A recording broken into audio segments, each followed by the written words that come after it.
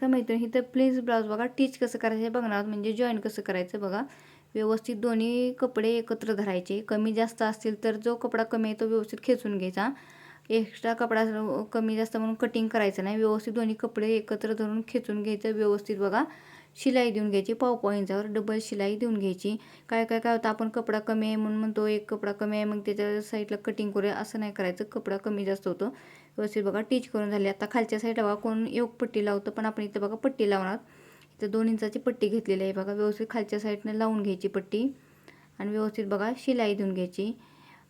शिलाई देऊन झालं की बघा कपड्याच्या साईडला व्यवस्थित कपडा सरकवायचा आणि दाब शिलाई देऊन घ्यायची. दाब शिलाई देऊन झाली की बघा व्यवस्थित असं पट्टी जेवढ्या मापानुसार आपल्याला लावून घ्यायची. इथं काय करायचं, कोणी एक पट्टी लावतं पण मी इथं कमरपट्टीसारखी लावलेली आहे. तो का असं टीच करून झालं. फिनिशिंग बघा किती छान आले. तर चला बाय बाय. पुढल्या व्हिडिओमध्ये भेटू. व्हिडिओ कसा वाटला नक्की सांगा.